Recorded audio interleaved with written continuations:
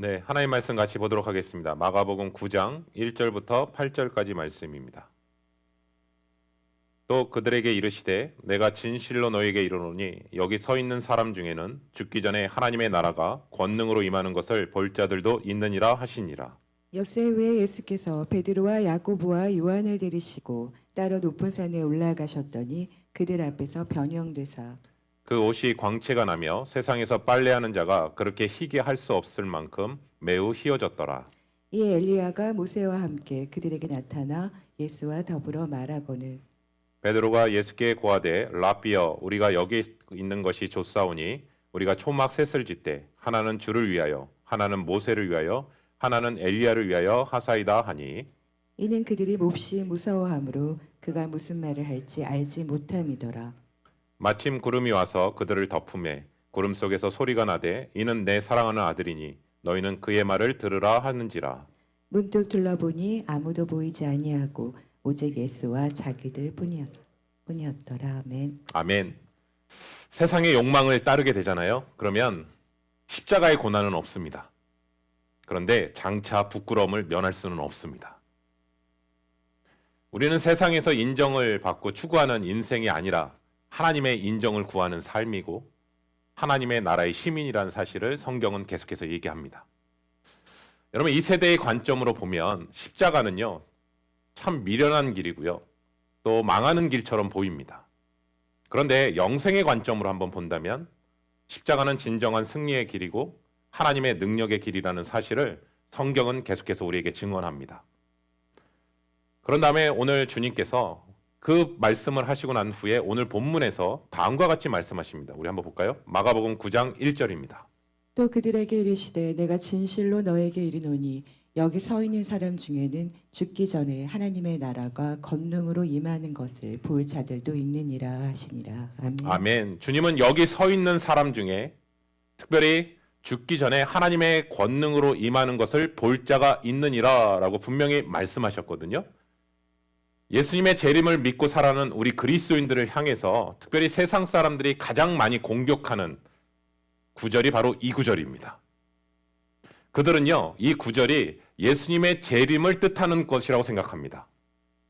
그러면서 예수님께서 분명히 제자들과 무리들에게 하나님의 나라, 너희가 죽기 전에 하나님의 나라의 권능이 임하는 것을 볼 사람이 있다라고 분명히 말씀하지 않았냐라고 하면서 이미 지금 시간은 2000년이 지났는데 아무 그런 일도 일어나지 않는 것을 보면 성경은 신뢰할 만한 것이 아니다라고 말하는 것이죠.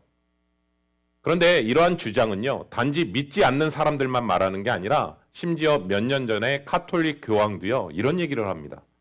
우리는 주님이 다시 오지 않는다는 것을 깨달았고, 그래서 더 이상은 기다리지 않기로 했다.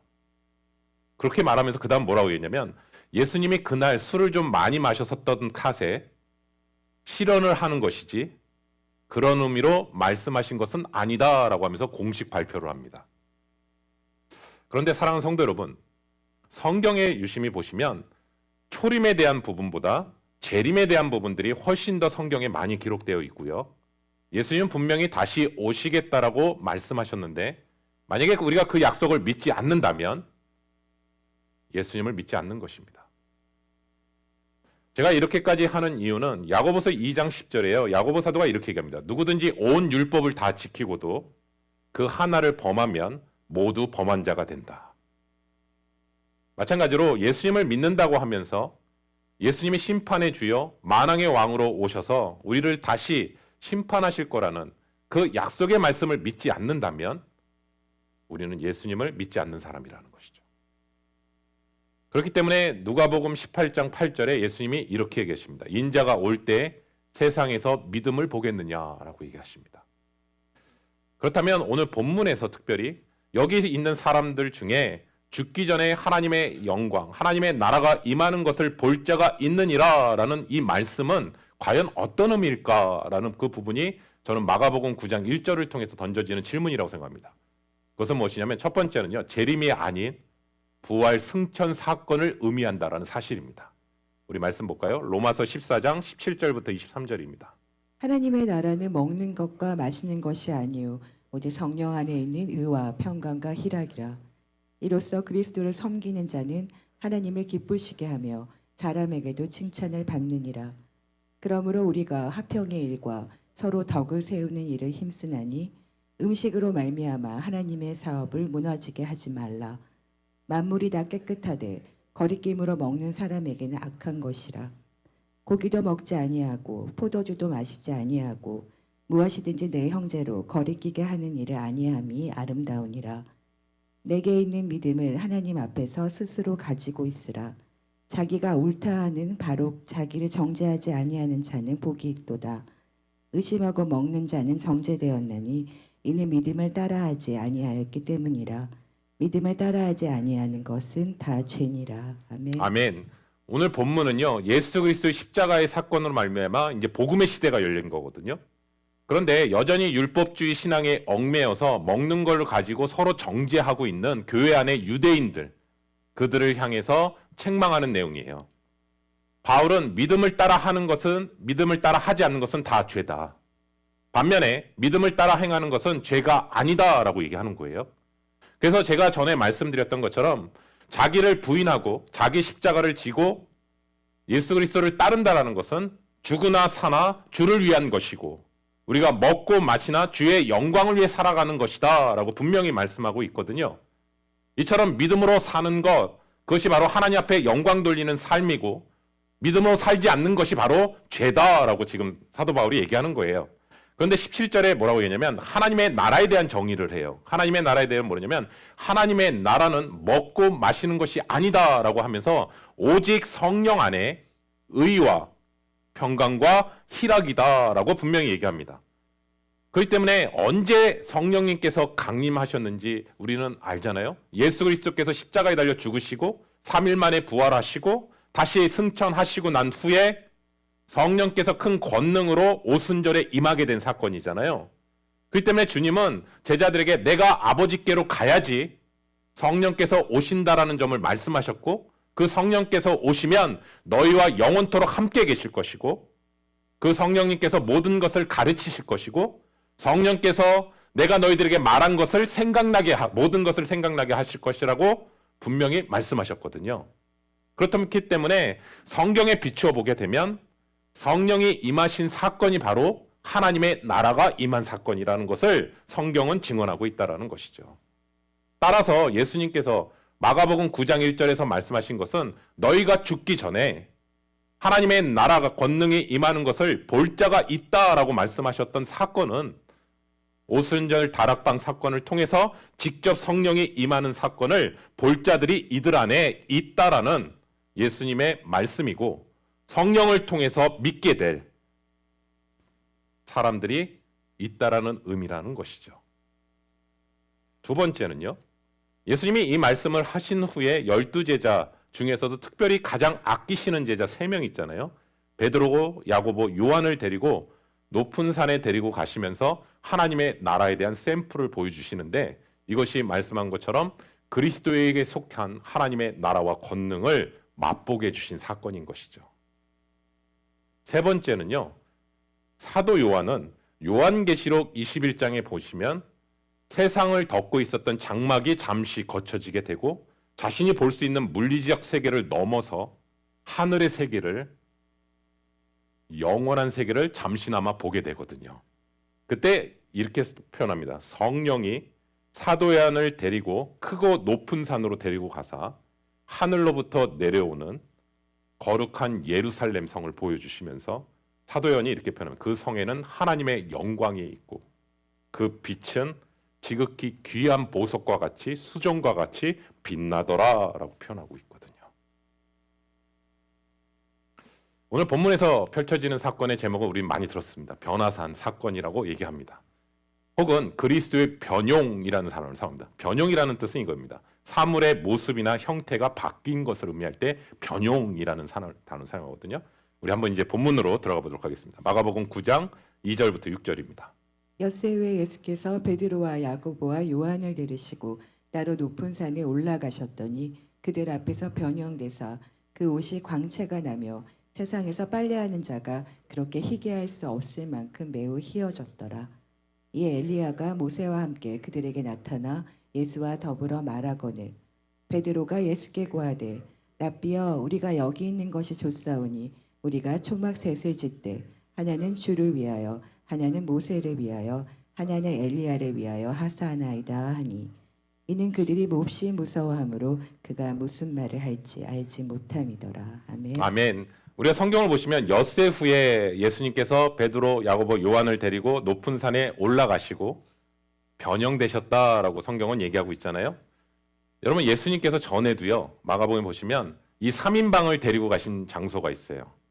회당장 야이로의 딸이 죽은 그 상태의 장소에 다른 제자들은 들어가지 못했지만 이 세 제자를 데리고 들어가거든요. 이 세 제자가 등장한다는 것은 성경을 읽는 우리들로 하여금 뭔가 하나님께서 특별한 일을 하시겠구나. 예수님께서 그것을 기대하게 하거든요. 특별히 그러면 이 엿새라는 단어가 어떤 의미일까? 엿새 후에라는 것은 뭐냐면 그 전에 예수님께서 제자들에게 뭐라고 계시냐면 내가 예루살렘에서 붙잡히게 되고 고난을 당하게 될 것이고 죽임을 당하게 될 것이고 내가 십자가를 져야 된다라는 부분을 얘기하시거든요. 그리고 뭐라고 하냐면 너희도 자기를 부인하고 자기 십자가를 지고 나를 따라오너라라고 말씀하셨던 그 장면이 펼쳐지거든요. 그리고 그러한 대화가 오고 난 후에 엿새 후에라는 단어로 얘기한 후에 올라가신 것이죠. 그러면 정확한 시간으로 얘기하면 일곱째 날 올라가신 것이죠. 그러면 일곱이라는 단어는 우리가 창세기에서 말씀을 통해서 알지만 엿새 동안은 하나님이 창조하시는 시간이었다면 일곱째 날은 안식의 시간이거든요. 그러면 그 산에 올라가셨던, 다시 말씀드리면 예수님께서 십자가를 지시고 부활하신 후에 참된 구원을 완성하시고 하나님의 나라가 이 땅 가운데 임할 것임을 보여주시는 예표의 사건인 것이죠. 이 시간은요. 그래서 예수님이 공생애를 사역을 시작할 때 사단이 예수님을 와서 뭐라고 얘기하냐면 지극히 높은 산으로 데리고 가거든요. 그러면서 뭐라 하냐면 천하만국을 보여주면서 만일 내게 엎드리면 너가 나에게 경배하면 이 모든 것을 주겠다라고 사단이 예수님한테 유혹하잖아요. 이처럼 마귀도요. 영광을 보여줄 수 있다라는 거예요. 그런데 그 영광은요. 세상의 영광은요. 한시적인 거고요. 그리고 헛된 영광이라는 거예요. 세상이 주는 그 영광은 달콤합니다. 그런데 한시적이라는 거예요. 반면에 예수님께서 하늘의 높은 산에 보여주셨던 그 영광은 우리가 바라는 것들의 실상이요 보지 못하는 것들의 증거니 다시 말하면 영원히 남아있는 영광이라는 사실인 것이죠.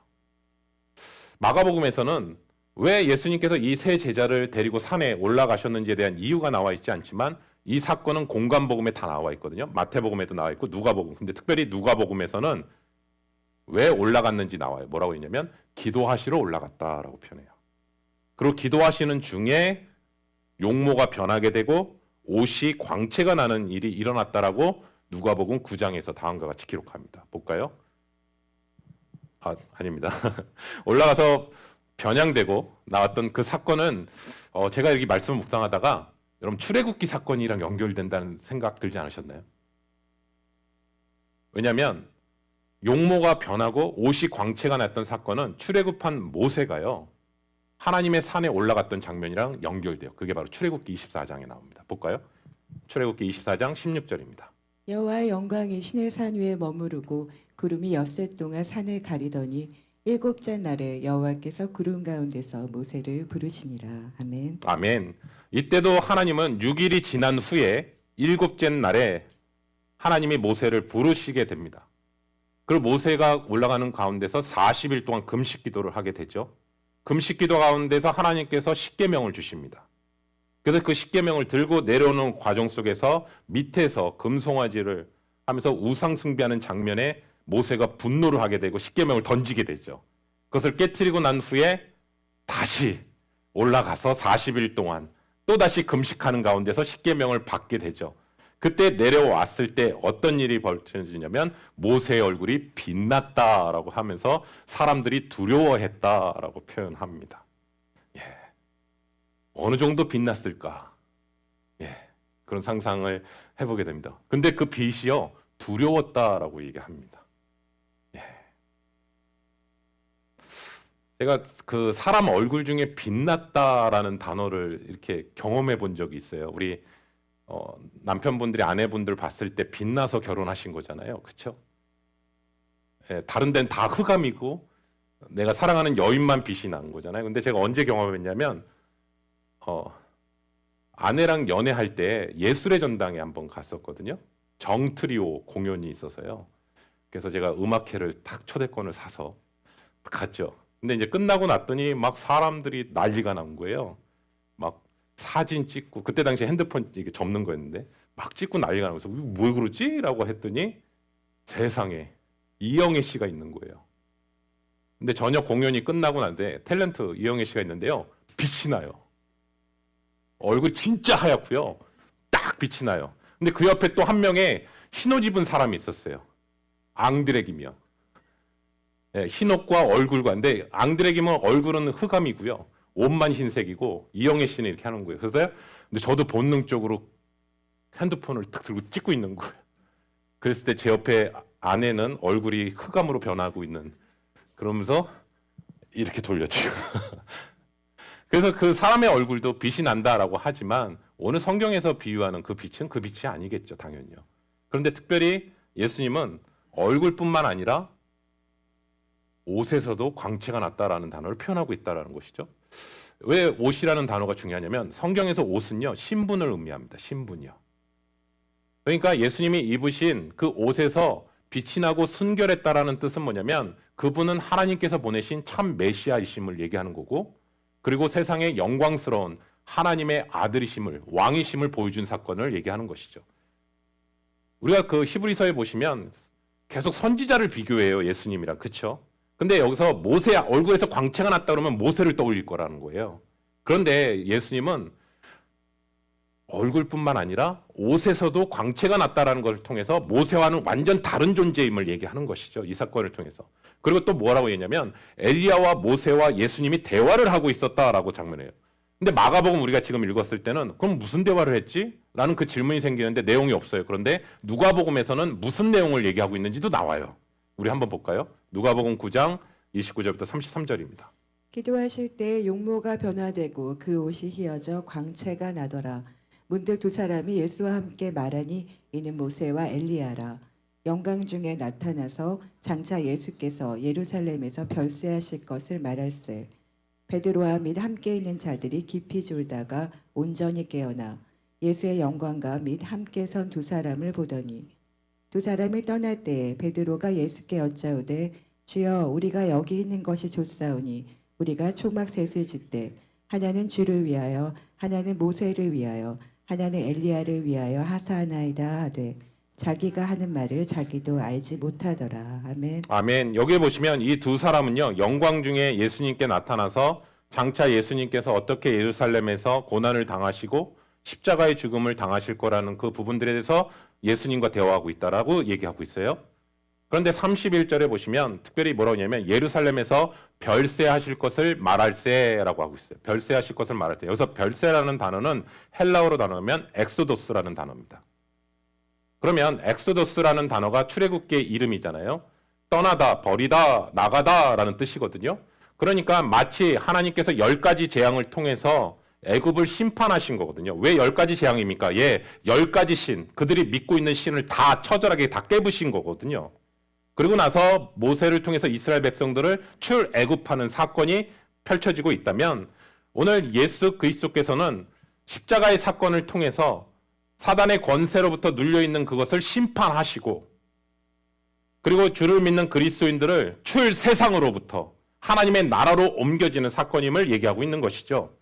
그래서 예수님께서 십자가에 달리신 그 피로 말미암아 우리가 속죄함을 받게 된 것이고, 더 나아가서 부활하신 예수 그리스도로 말미암아 이 땅에 속한 사람이 아니라 하나님의 나라에 속한 사람이라는 것을 성경은 얘기하고 있는 것이고, 이제는 세상에부터 마귀로부터 눌려 있었던 모든 권세가 다 풀려나 하나님의 나라로 옮겨지게 된 사건이라는 것을 얘기하는 것이죠.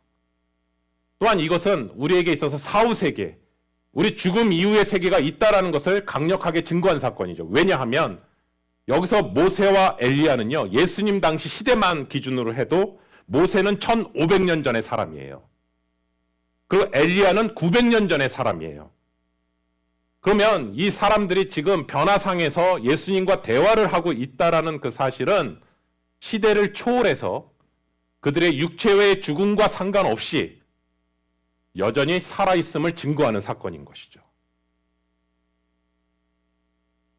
그 사건 속에서 세 명의 저자는 그 엄청난 영적 기운을 이기지 못하는 상황에서 깊은 잠에 빠져들었다가 그 장면을 보는 가운데서 영광된 모습을 바라보면서 베드로가 이렇게 얘기합니다. 주여, 우리가 여기가 좋사오니 우리가 초막 셋을 짓겠습니다. 하나는 주님을 위해서, 하나는 모세를 위해서, 하나는 엘리야스를 위해서 이렇게 하겠습니다. 그런데 우리가 성경을 유심히 보십시오. 그 말에는 특별한 의미는 없다라는 거예요. 왜냐하면 마가는 이렇게 표현합니다. 이는 그들이 몹시 무서워함으로, 두려워함으로 무슨 말을 하는지 못한 탓이었더라. 그리고 자기가, 누가도 뭐라고 하냐면 자기가 한 말이 무슨 말인지도 자기도 알지 못하였더라라고 얘기하면서요, 깊은 잠에 빠져 있다가 그 장면을 보게 되고 그 생각에 무서운 마음이 들기도 하고 뭐라고 말을 해야 될지도 모르겠고 그냥 쉽게 얘기하면 헛소리 했다라는 거예요. 그런데 우리도요, 가끔 이런 경우가 있어요. 뭐라 말해야 될지 모르는데 그냥 말아웃하다가 엉뚱한 말을 내뱉을 때가 있고요. 그리고 본인이 말하고 나서 내가 왜 이 말을 했지 하면서 후회할 때도 참 많아요. 그럴 때로는 속상하기도 하고요. 그런데 성경에서는 사람이 그대로 말한 것까지도 증언하면서 얘기하거든요. 그 이유는 뭘까? 베드로가 마가에게 얘기했겠죠. 그 사건을 통해서 내가 이런 말을 했는데, 횡설수설했는데 돌아보니까 쓸데없는 말이었다라고 얘기하면서 이것을 기록한 이유는 뭘까? 성경을 읽고 있는 독자들, 또 앞으로 우리도 읽고 있는 독자들을 향해서 여기에 너무 큰 의미를 둘 필요 없다라는 것을 얘기하는 것이고, 그냥 헛소리한 것뿐이다라고 하면서 설명까지 깃들인 것이죠. 왜냐하면 이걸 또 의미를 찾고 뭔가 특별한 의미가 있을까 해서 2단, 3단으로 갈 수도 있겠죠.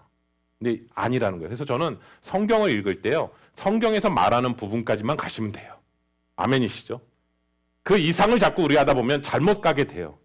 성경에서 말씀하시는 데까지 가시면 되고 성경에서 말하는 그 부분들을 얘기하는 것이죠. 볼까요? 마가복음 9장 7절입니다. 마침 구름이 와서 그들을 덮으며 구름 속에서 소리가 나되 이는 내 사랑하는 아들이니 너희는 그의 말을 들으라 하는지라. 아멘. 아멘. 구름이 와서요, 그들을 덮으며 구름 속에서 음성이 들렸어요. 하나님의 음성이요. 뭐라고 하냐면 이는 내 사랑하는 아들이니 너희는 그의 말을 들을지니라.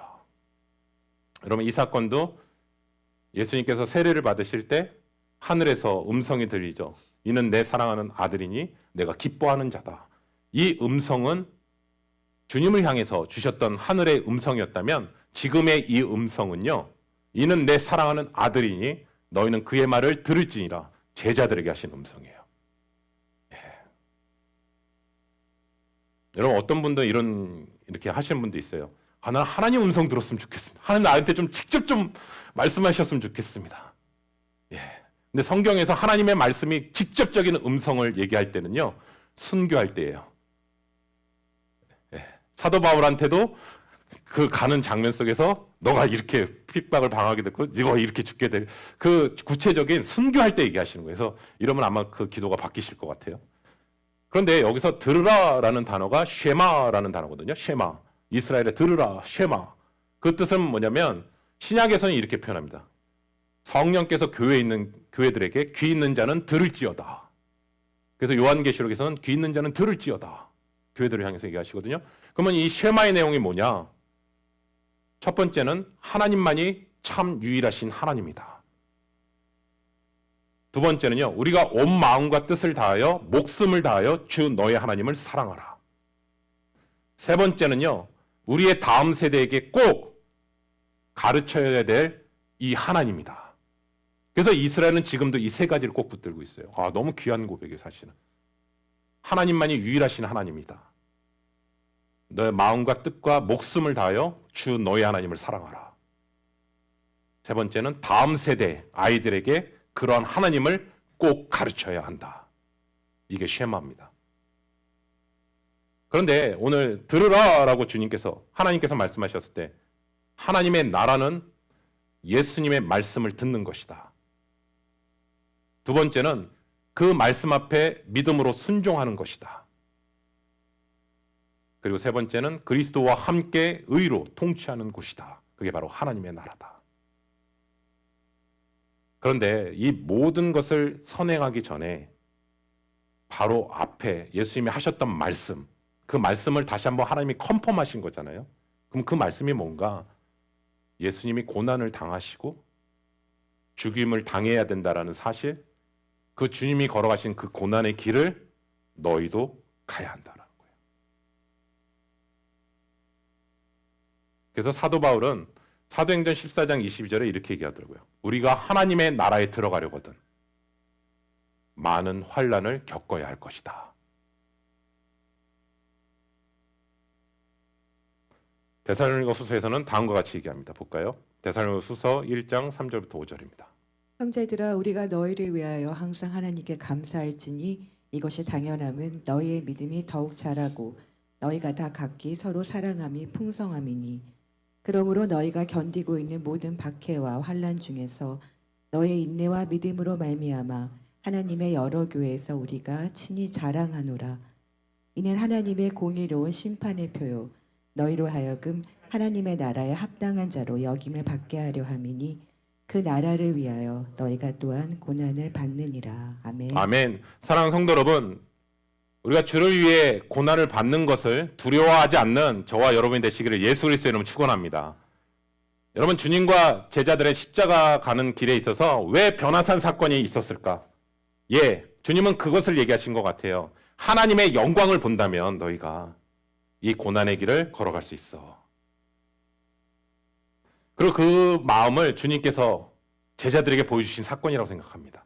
그래서 십자가에 대한 부분, 그 다음에 변화산행의 사건을 통해서 하나님의 영광을 보는 그 사건을 통해서 미리 맛보게 해주시는 것이죠. 하늘의 영광을 본 사람은요, 어떤 시련이나 고통이 이겨낼 수 있습니다. 그래서 히브리서 기자는 이렇게 얘기합니다. 12장 2절에 믿음의 주여 온전케 하시는 예수 그리스도를 바라보자. 근데 그 다음 구절에 있는 거 아세요? 그는 그 앞에 있는 기쁨을 위하여 십자가를 참으사 부끄러움을 개의치 아니하시고 하나님 보좌 우편에 앉으셨느니라. 예수님께서 그 십자가의 고통을 견디시고 참을 수 있으셨던 이유는 그의 피로 말미암아 용서받고 죄 씻음을 받을 저와 여러분들을 위한 것이었고, 예수 그리스도로 말미암아 성령으로 거듭나서 하나님의 사람으로 바뀌는 저와 여러분들을 바라보셨고, 하나님의 영광 안에서 영원히 사는 영생의 삶을 누리게 하시기 위해 믿음, 소망, 사랑으로 하나님과 이웃을 섬기는 삶으로 나아가는 모습이고, 죽음으로 우리의 죄값을 다 치르시고 속량하시고 부활하신 예수님께서 주시는 구원의 기쁨을 누리게 하시기 위해서 그 십자가를 참으셨고 오히려 기쁨으로 나아가셨다라고 얘기하는 것이죠. 그래서 사실은 십자가는요, 기쁨입니다. 그렇기 때문에 그리스도인들과 비그리스도인들에 있어서 앞으로 기쁨을 위하여 현재 십자가를 기꺼이 받아들이느냐 받아들이지 않느냐의 차이일 뿐이라는 거예요. 그렇기 때문에 그리스도인들에게 있어서는 현재 눈앞에 있는 고난이요, 다르게 해석할 수 있다는 거예요. 사랑하는 성도 여러분, 영광 중에 우리는 고난을 볼 수 있어야 되고요, 고난 중에 영광을 볼 수 있어야 됩니다. 그러면 우리의 삶의 현장에서 어떻게 영광을 바라볼 수 있나요? 라는 질문이 생기잖아요. 주님의 제자들은 변화산에 올라갔잖아요. 그럼 우리도 산으로 올라가야 되는 건가요? 근데 여기는 없는데, 휴스턴에 그렇게 큰 산도. 아니요. 우리는 그럼 변화산이 어떤 의미일까? 저는 예배라고 생각합니다. 예배는요, 하늘과 땅이 만나는 시간입니다. 제가 캘리포니아에서 사역할 때요, 기억나는 분이 있어요. 양전분 집사님이 기억이 나요. 그분은 저희가 교회가 있었던 지역이 플루튼 지역이었거든요. 근데 그분은 그 직장을 잡으셨는데 좀 멀리 잡으셨어요. 파세데나라는 지역에 잡으셨는데 약 1시간 거리예요. 근데 어떤 일을 하셨냐면 한국 음식점에서 주방장 일을 하셨어요.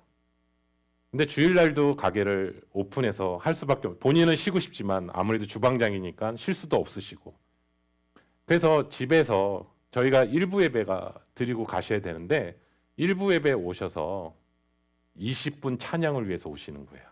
왜냐하면 그 찬양을 끝나면 바로 또 일하러 가셔야 되는 거예요. 근데 저는 그분이 20분을 위해서 일부러 안 오셔도 될 것 같고 그냥 가시면서 찬양 틀으셔도 될 것 같은데 예배 현장에 오시는 거예요. 그 20분을 위해서요. 그런데 그런 고백을 하시더라고요. 자기는 하나님 앞에 이렇게 예배드리는 이 시간을 통해서 한 주간을 살아갑니다. 근데 운전도 서투신 분이었어요.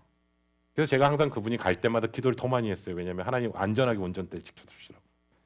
그리고 귀한 그 집사님의 믿음 고백대로 정말 하나님 은혜를 베풀어 주셔서 온전하게 또 예배를 드릴 수 있는 환경도 좀 열어주시라고. 그리고 저렇게 하나님 앞에 간절히 드리는 그 마음 하나님께서 너무나 받으신 줄로 믿는다고. 그래서 그분은 다른 어떤 분보다 그 20분의 찬양 가운데서 온 마음을 들여서 다 하시더라고요.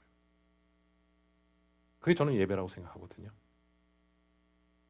그런데 저는 그 사건이 하나 떠오르면서 오늘 성경에 있는 구절의 다음 구절도 한번 좀 유심히 보게 됐어요. 그건 뭐냐면 이 놀라운 광경을 다 보고 난 후에 성경은 다음과 같은 구절로 마치고 있습니다. 볼까요? 마가복음 9장 8절입니다.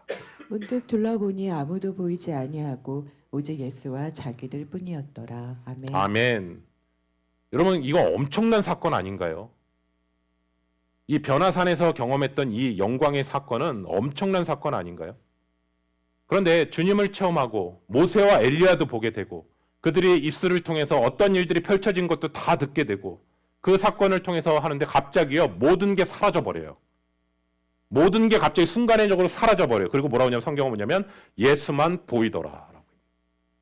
저는 이 구절을 보면서 이런 마음이 들었어요. 제가 아까 서두에서 뭘 말씀드렸냐면 우리에게 올라갈 수 있는 그 장소가 뭐냐? 변화산이. 저는 예배라고 말씀드렸습니다. 예배. 그런데 예배 가운데서 정말 남아야 될 게 뭐냐는 거예요. 예배자 가운데서 뭐가 남아야 될까요? 정말 정직하게 얘기하면 예배 가운데서 설교자요? 아니요. 찬양 인도자요? 아니요.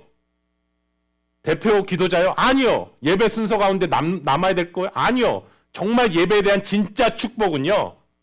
예수만 남는 거예요. 오직 예수만 남는 거예요. 다른 어떤 것이 아니라 오직 예수 그리스도만 남는 거예요. 왜요? 예배의 주인은 하나님이시거든요. 그런데 우린 자꾸 다른 데 관심을 두는 거예요, 사실은요.